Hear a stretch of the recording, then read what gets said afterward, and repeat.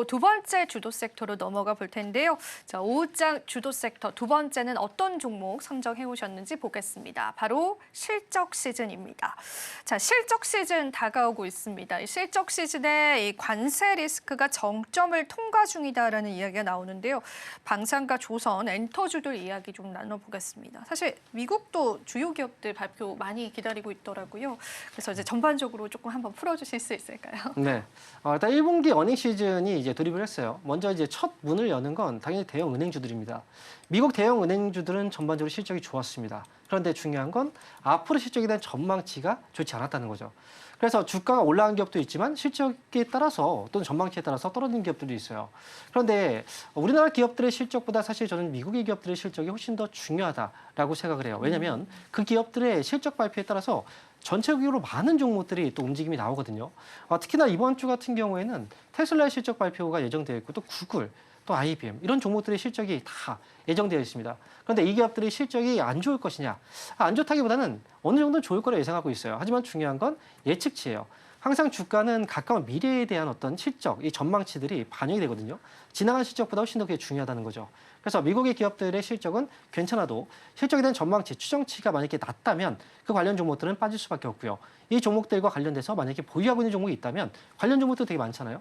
그 종목들을 보유하고 있다면 좀 조심할 필요가 있고 만약에 내가 이 관련 종목들을 살려고 한다면 실적 발표 이후에 저는 사는 걸 추천을 드려요. 그래서 그렇게 해서 IT 쪽은 뭐 이제 말씀드렸지만 좀 회피하실 필요가 있고 특히나 전기차, 테슬라 실적 발표를 확인하고 나서 전기차 관련주들도 좀 접근하시는 게 좋을 것 같고요. 그리고 국내 같은 경우에는 이미 삼성전자가 1분기 잠정 실적을 공개를 했었죠. 그리고 거기서는 실적이 그렇게 눈에 뭐 띄는 그런 실적에 대한 전망치는 없었어요. 하지만 하이닉스는 좀 다릅니다. 하이닉스도 이번 주에 실적을 발표하거든요.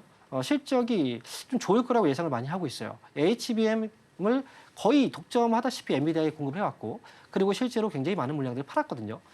그런데 이제 하이닉스 같은 경우에도 그전에는 HBM 반도체가 독점적이었다면 지금은 규제 리스크도 있고 또 삼성이라든지 밑에서 추월을 이제 추격하고 있는 업체들이 있다 보니까 이 실적에 대한 전망치들 좀 낮아질 수도 있다는 거죠. 그래서 하이닉스 관련주들도 만약에 좀 사고자 하신다면 실적 시즌 지나고 나서 사는 게 어떨까라고 생각이 들고요. 실적 시즌 안에서 이제 종목들을 보잖아요. 어떤 종목들이 뭐 앞으로 좋아지고 지금 이걸 피할 수 있다라고 하는 종목들이 있어요. 근데 그 종목들도 이미 어느 정도는 주가가 좀 많이 올라온 편입니다. 그렇기 때문에 너무 많이 올라왔다라고 한다면 일단은 그 종목들을 지금 매수를 바로 하는 건 좀 스탑. 저는 그렇게 말씀드리도록 하겠습니다.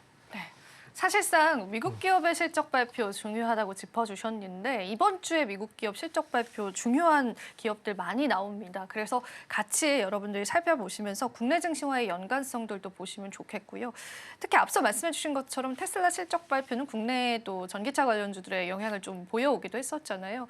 일단 좋게 나오지 않을 것으로 예상은 되어 있습니다. 하지만 여기서 또 국내 2차 전지 관련주들이 더 큰 낙폭을 그려낼지의 여부들도 살펴보셔야 될 것 같습니다. 일단은 제가 조선주 쪽을 여쭤보고 싶은 게 실적 발표를 앞두고 오히려 좀 세론이 나오는 느낌인데요. 네. 이게 왜 이런 현상이 나오는 걸까요? 어쩌면 당연하다고 생각이 들거든요. 네. 이제 우리가 이런 얘기를 많이 하잖아요. 소문에 사서 뉴스에 팔아라. 정작 실적이 좋아질 거라고 예상되는 종목들은 그 전에 다 소문이 나요. 그래서 주가가 많이 올라오죠. 그런 기업들은 보통 실적 시즌에 거의 이제 발표 시점에 앞두고 주가가 빠지는 경우들이 있습니다. 차익 매물이 나오는 거죠.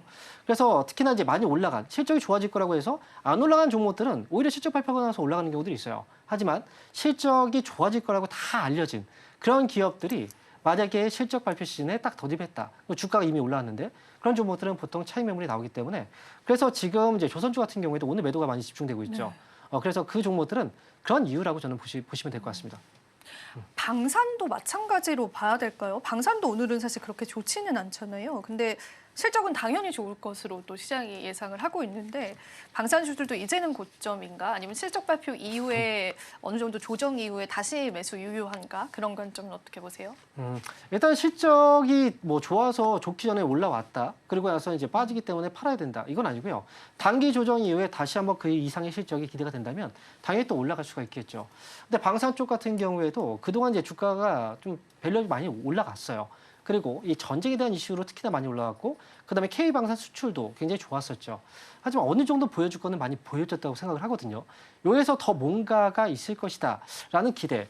근데 만약에 여기서 러시아하고 우크라이나 전쟁도 미국이 만약에 종식을 시킨다라고 얘기했는데 여기서 지금 협상이 돼서 뭐 만약에 종식이 된다라고 한다면 방산 쪽에서의 그 변화는 분명히 또 바로 주가로 나타나게 될 거거든요. 그래서 방산주 같은 경우는 예외는 없다라고 생각이 되고요. 만약 흔들린다면 공매도 쪽에서 공격이 많이 들어올 거예요. 그러니까 고가 매매를 하는 것보다 저가 매도가 훨씬 더 쉽습니다. 지금은. 그러니까 그런 종목들이 오히려 안전하니까 그쪽을 한번 노려보시는 게 좋을 것 같습니다. 네, 조선과 방산 쪽의 오늘 시장의 흐름 한번 전문가님과 풀어봤습니다. 그럼 전문가님께 좀 마지막으로 여쭤보고 싶은 거는 실적 시즌 앞두고 내가 주목해봐야 할 섹터나 기업들이 있다면 우리 투자자분들에게 좀 짚어주시죠. 네, 일단 제가 오늘 한 가지 기업에 대해서 좀 설명을 드릴 건데 이 기업 같은 경우에는 최근에 관세 전쟁을 좀 회피하는 자금들이 이쪽으로 많이 들어왔었어요. 왜냐하면 관세하고는 좀 무관하게 움직였던 그리고 사업 자체가 그렇기 때문에 이 GK라는 회사고요. 이 회사는 이제 외국인 전용 카지노 사업을 하고 있는 회사로 알려져 있죠. 카지노 사업이 해외에서 수출해서 뭐 돈을 벌어오거나 이런 게 아니기 때문에 그래서 관세 쪽에서는 큰 영향은 없다라고 보시면 되고요. 그렇다고 해서 1분기 실적이 굉장히 좋아질 것이냐, 1분기 실적이 굉장히 좋아지거나 이러진 않습니다. 하지만 앞으로에 대한 실적이 좀 기대된다라고 보시면 되고요. 실제로 이제 드롭백 같은 경우에는 1분기에 좀 떨어졌다라고 얘기를 많이 나오고 있어요. 드롭백 같은 경우에는 카지노에서 칩을 이제 현금을 칩으로 교환한 그리고 바로 이제 그걸 바로 드롭백이라고 하거든요. 금액을 드롭백은 좀 떨어졌지만 홀드율, 즉 카지노가 게임에서 이겨서 벌어들인 돈은 좀 많이 늘어났다고 합니다. 최근에 중국에서도 단체 관광객에 대해서 한시적으로 비자를 허용시켰죠. 최근 이제 카지노 업계 같은 경우에는 GK도 특히 마찬가지예요. 중국 VIP 고객 쪽에서의 매출이 굉장히 커요. 그리고 이 고객 매출이 연간으로 10% 이상이 상승 중이거든요. 다른 쪽은 떨어져도 이쪽에서 올라오고 있고 이게 지금 중국 쪽 모멘텀과 같이 맞물리게 된다면 주가의 상승은 지금보다 조금 더 지속성이 있어 보인다. 이렇게 말씀드릴 수가 있겠습니다.